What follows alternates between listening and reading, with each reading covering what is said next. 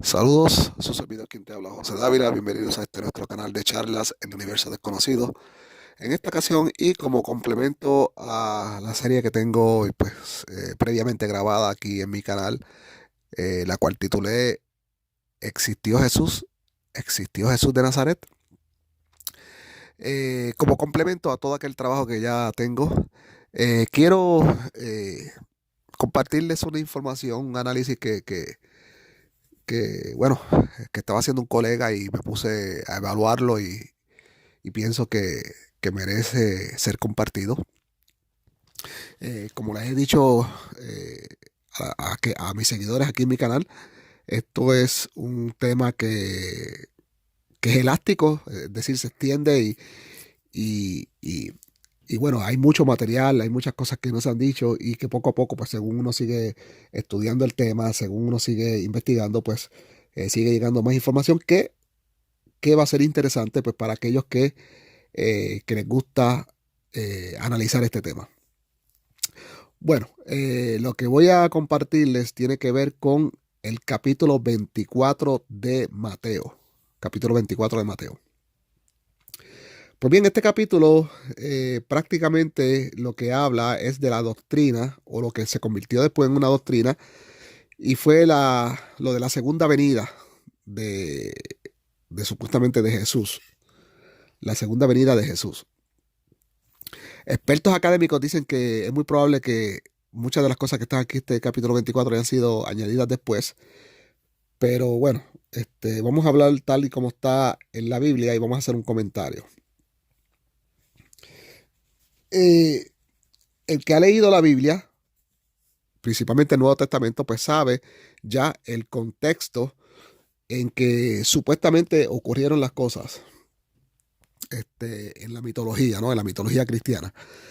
Y en este capítulo 24 nos vamos a trasladar al momento en que supuestamente el maestro o rabino Jesús de Nazaret, según nos cuenta la Biblia, sube al templo con sus discípulos y al salir del templo, los discípulos pues le quieren mostrar, ¿no? La arquitectura y todas estas cosas. Y supuestamente pues Jesús les dice, ustedes ven todo esto que ustedes están apreciando aquí, todo esto va a perecer, esto va a quedar piedra sobre piedra, todo esto va a ser destrozado. Lo que pareciera una profecía, pero bueno, sabemos que estos textos se escribieron después, eh, lo que se llama una profecía post-eventum. Esto no fue que se predijo que iba a pasar, sino que después que sucede, pues se compone esta epopeya. Lo curioso es que después, después de que Jesús le dice estas cosas, supuestamente se van al monte de los olivos y los discípulos pues se van con Jesús y, y le empiezan a hacer preguntas, unas preguntas que son fuera de contexto y cuando uno las analiza, uno dice, pero, pero ven acá, ¿qué pasó aquí? Eh, el asunto es que el tipo de preguntas que le hacen los discípulos es como si ya ellos supieran que Jesús eh, iba a morir o que Jesús murió. Porque ellos están haciendo una pregunta de están haciendo unas preguntas muy aceleradas, muy fuera de contexto. Están preguntando que cuándo él va a regresar, que cuándo van a pasar estas cosas, que sí. Y se supone que según lo que sabemos, según el contexto de lo que sabemos de la teología cristiana y, y lo que hemos leído, los discípulos nunca supieron que Jesús iba a morir, que su maestro iba a morir, y no es hasta prácticamente la última cena, lo que se conoce como la última cena, donde ellos se enteran y no lo tienen muy claro todavía. Entonces, si no es hasta la última cena que ellos más o menos entendieron que algo iba a pasar, entonces, ¿cómo es posible que en este relato, que es muy anterior a la última cena, es dentro de los supuestamente 3 años de ministerio de Jesús. ¿Cómo es posible que ya ellos estén preguntando de algo se supone que ellos no sepan, que no saben? Ellos no saben que Jesús va a morir. Ya ellos están hablando de una segunda venida, de cosas que se supone que ellos no saben. Se supone que para el momento del templo, para este momento que supuestamente está relatando el autor de Mateo, eh, pues se supone que ellos pues, tienen una vida normal, Jesús va a predicar y ellos van a seguir aprendiendo, y eso es lo que ellos saben. Ellos no saben nada de lo que va a pasar. Y, y también, pues bueno, es obvio que si es como dice el autor, de que ellos se llevaron a Jesús aparte para preguntarle todas estas cosas, ¿quién estaba ahí? ¿Quién estaba ahí para obtener toda esta información que supuestamente fue aparte, que le preguntaron a Jesús esto? ¿Quién estuvo ahí para obtener toda esta información, divulgarla y que llegara hasta nosotros, hasta a nuestro día? Es algo gracioso porque sabemos que ninguno de los evangelios fueron escritos por gente que conoció a Jesús. De hecho, como hemos dicho en nuestro canal, y eso pues no es que lo decimos por decirlo, es que es así, es una realidad. En el ámbito académico hay un debate existente que cada vez coge más auge, cada vez coge más energía sobre si Jesús fue solo un personaje literario, un personaje mítico, o si en realidad existió algún hombre llamado Jesús. Eh, Hemos dicho también que las personas los académicos, los expertos, las personas de renombre y aquellos como nosotros que somos investigadores independientes, que solo investigamos pues para buscar una verdad entre nosotros. No cobramos, no tenemos un sueldo para esto, ni tampoco le cobramos a personas por esto, ni no sacamos nada con esto, simplemente la verdad, obtener la verdad. Y, y bueno, pues hemos llegado a la conclusión que cuando tú despellejas el personaje de Jesús, cuando tú le quitas todo lo que tiene que ver con cuestiones de fe, todo lo supernatural, todo lo mitológico, es que no nos queda nada. No nos queda nada de ese Jesús.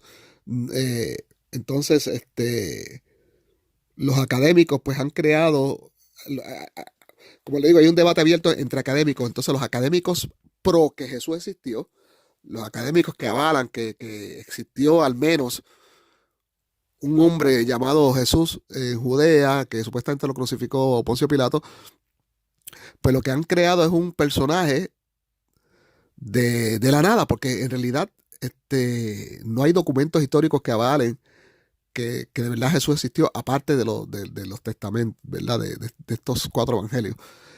No hay documentos romanos, no hay documentos judíos, eh, y, y lo que los cristianos pues sacan en defensa de que quizás pudiera ser una evidencia de que Jesús existió son unas cartas vagas, unas cartas de personajes que también probablemente no existieron y que probablemente fue material que se fabricó para muy probablemente un debate que ya existió previamente, quizás en los primeros siglos del cristianismo, sobre si Jesús existió o no. Aparentemente este debate de que si Jesús existió o no no es de ahora. Aparentemente es tan legendario como quizás los primeros siglos. Y es probable que ya en los primeros siglos, cuando se comienza este debate, pues se haya fabricado esta evidencia que hoy en día, pues a los académicos y a las personas que nos consideramos pensantes, pues es una evidencia que a nosotros no nos convence. Eh, Huele más a evidencia fabricada que otra cosa. Entonces, la evidencia que nos gustaría ver los académicos y a las personas que estamos investigando este tema, y me incluyo, eh, pues nos gustaría ver documentos oficiales del imperio que hablen que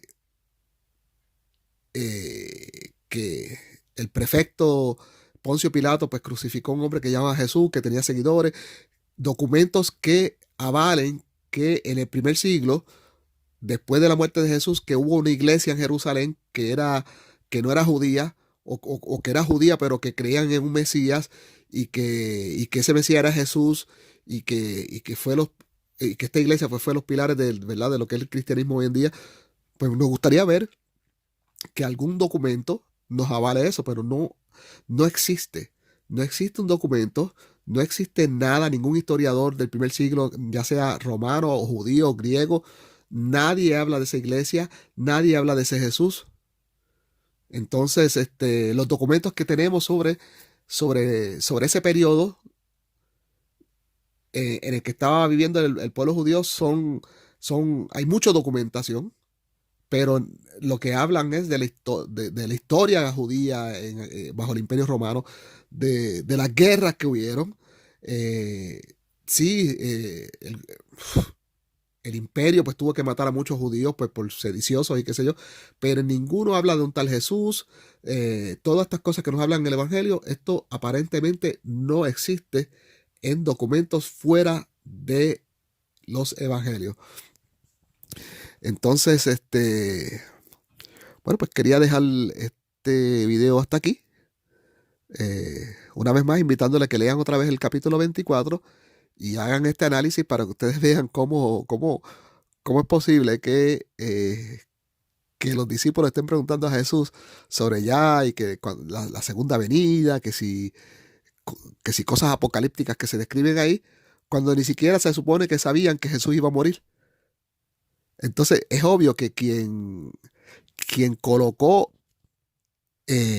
todo eso que dice ahí en el capítulo 24 fue una persona posterior, fue una persona posterior a, a cuando ya la iglesia quizás estaba institucionalizada y cuando ya pues se estaba empezando a cocinar la doctrina de la segunda venida de Jesús, que también cabe rescatar que a pesar de que es una doctrina ahora muy, podríamos decir, está muy arraigada en el cristianismo, en los primeros siglos nadie habla de una segunda venida de Jesús. Para que usted vea que ese capítulo no existía, tal como está ahora, nadie hablaba. Usted puede leer los primeros padres de la iglesia, los que se llaman los padres de la iglesia, que si Agustín de Hipona, perdón, no sé si lo dije bien, San Jerónimo, San Justino,